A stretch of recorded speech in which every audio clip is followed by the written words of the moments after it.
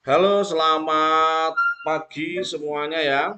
Hari ini saya Pak Fandi akan memberikan layanan BK klasikal dengan metode daring.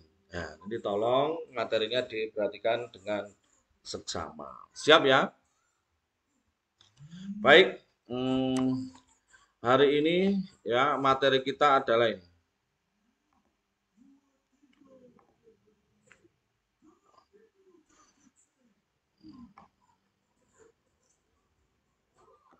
Materi kita hari ini adalah kecerdasan ganda dan optimalisasi fungsi otak ya. Nanti pembahasan kita ada dua, yaitu terkait dengan kecerdasan ganda dan optimalisasi fungsi otak.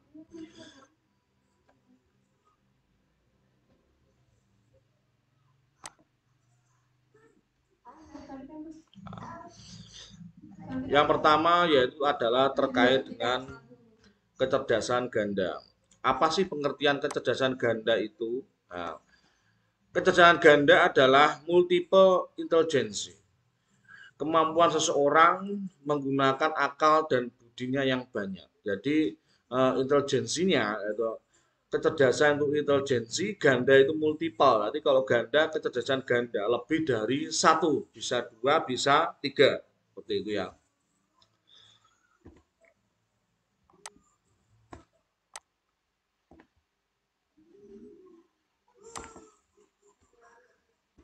Nah,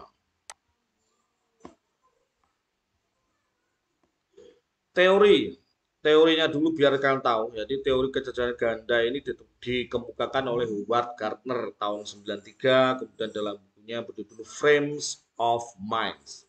Kemudian berawal dari guru yang terlalu berpatok dengan tes IQ. Nah, hasilnya setiap orang memiliki 8 kecerdasan, yaitu meliputi kecerdasan bahasa atau linguistik, logis matematis, visual, spesial, kinestetis, interpersonal, intrapersonal, musikal, dan naturalis. Ada 8 ya.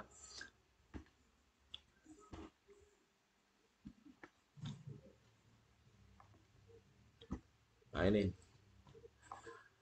Ada beberapa hal yang perlu diperhatikan. Yaitu adalah yang pertama, yaitu ada setiap orang mempunyai kecerdasan, namun dengan level yang berbeda-beda. Jadi setiap orang pasti punya kecerdasan. Nggak ada yang namanya manusia tanpa kecerdasan. Itu yang perlu diingat. Kedua, orang dapat mengembangkan kecerdasannya. Kecerdasan dapat distimulasi. Jadi yang namanya kecerdasan, intelijensi itu bisa berkembang serta dapat distimulasi. Ketiga, yaitu kecerdasan umumnya bekerja bersama dengan cara yang kompleks.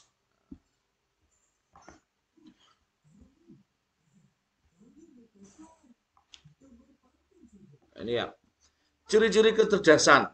Yaitu kalau kecerdasan linguistik itu tentang gambar, oh bahasa maaf ya, spasial gambar, matematis itu logis, kinestetis itu tubuh. Nah, musik itu berkaitan dengan irama dan lagu, interpersonal berkaitan dengan sosial, kemudian intrapersonal berkaitan dengan memahami diri sendiri. Sedangkan naturalis itu adalah lingkungan alam.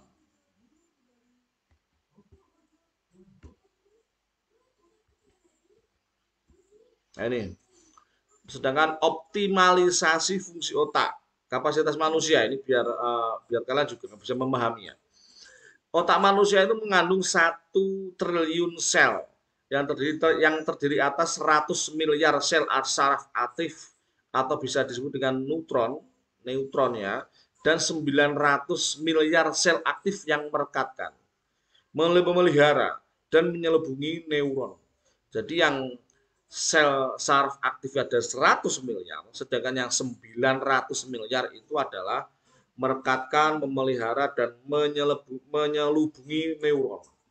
Setiap satu dari 100 miliar sel itu dapat berkembang dan memiliki cabang hingga 20.000 cabang. Nah ini bagaimana kita bisa mengoptimalkan kinerja intelijensi kita. Nah, itu perlu kalian tahu. Bagian dan fungsi otak. Ada otak kanan, otak kiri, otak atas, sama otak bawah.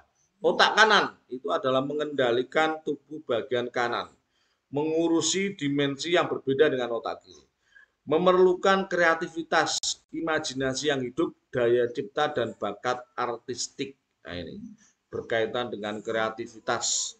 Bagaimana kalian menciptakan sesuatu atau menemukan sesuatu yang baru, itu otak kanan tugasnya.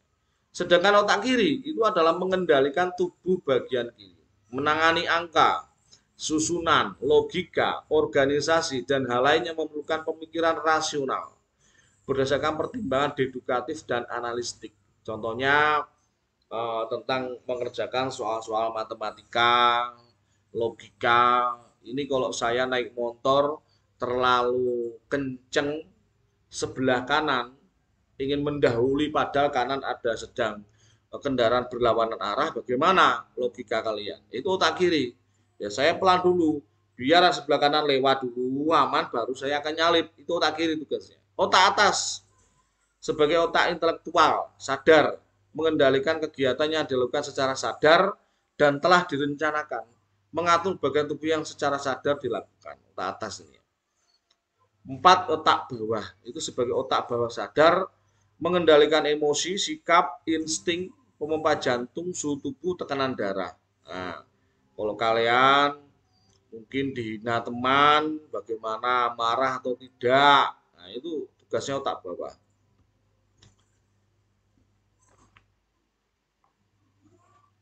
Ini ya, mengoptimalisasi fungsi otak. Artinya adalah memaksimalkan fungsi otak, yaitu melalui proses belajar.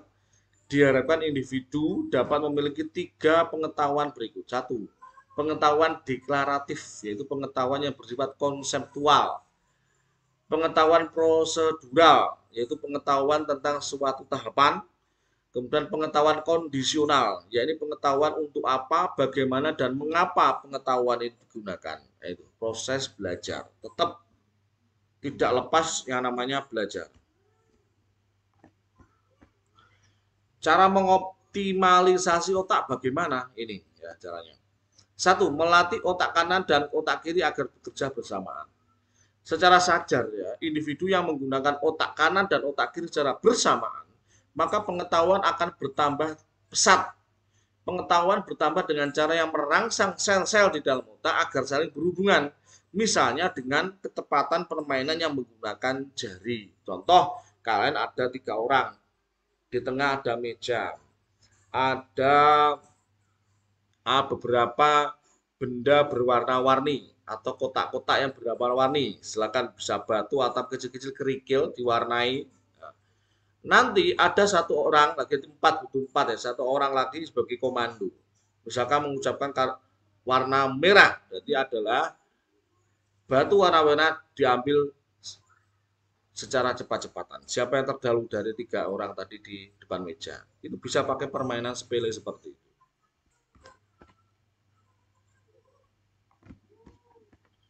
Kemudian mengingat dan menghafal. Otak kiri.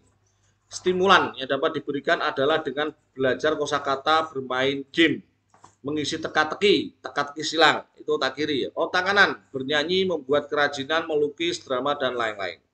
Kalian mungkin bisa karaoke di rumah, menggunakan aplikasi, silakan. Itu akan melatih, merangsang otak kanan.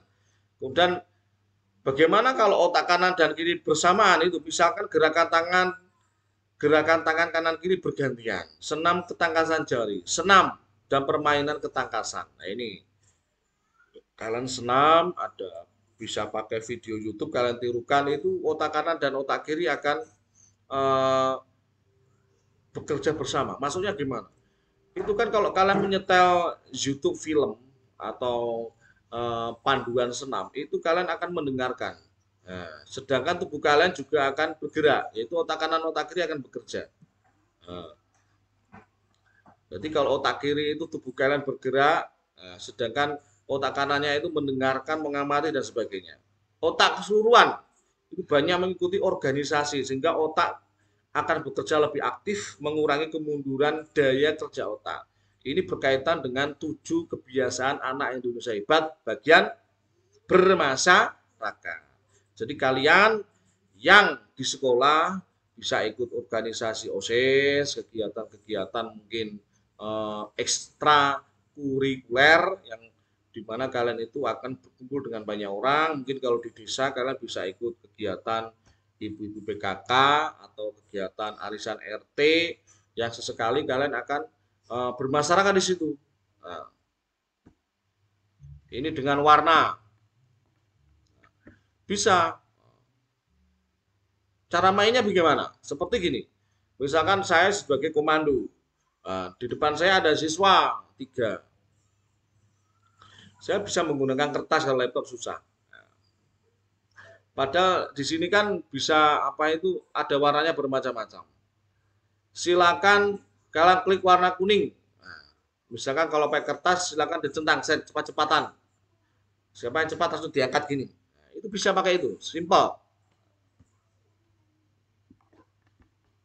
Musik ya. Individu baik bayi maupun orang dewasa itu dapat merasa tenang jika mendengarkan musik. Contohnya musik relaksasi ya. Di antara sekian jenis musik, musik klasik karya Mozart juga memiliki efek positif terhadap otak. Musik Mozart banyak ditinjau oleh banyak peneliti. Bisa dicek ya di YouTube ya, ketik musik Mozart. Nah, 4. Wewangian. Wewangian dapat menjadi obat bagi kecemasan dan kebimbangan yang mengganggu pikiran. Ya, mungkin bersifat natural. Ya, itu bisa dicari ya di toko-toko parfum. Ini yang dilakukan guru yang nanti bisa akan saya berikan ke kalian. Itu memberikan permainan untuk melatih otak, memberikan latihan mengingat, memiliki warna seragam, memiliki wewangian di kelas, sekali diberikan musik. Nah ini. Kalau musik sudah ya, sudah saya berikan berupa musik relaksasi, kemudian memberikan permain otak, kanan dan otak kiri, bisa saya berikan seperti kasus-kasus kemarin, cerita kasus, kalian adalah mencari problem solvingnya.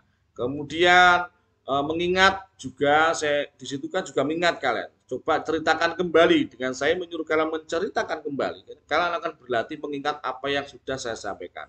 Nah, seperti itu. Bisa memahami ya. Terima kasih. Baik ya, itu sedikit pemateri atau sedikit materi tentang layanan bimbingan klasikal bidang pribadi dan sosial. Kalau organisasi sosial, kalau kalian terkait dengan otak kanan kiri secara pribadi, yaitu pribadi kalian. Semoga bisa bermanfaat buat kalian semua. Ya, sekian saya kiri. Akhirul salam. Wassalamualaikum warahmatullahi wabarakatuh.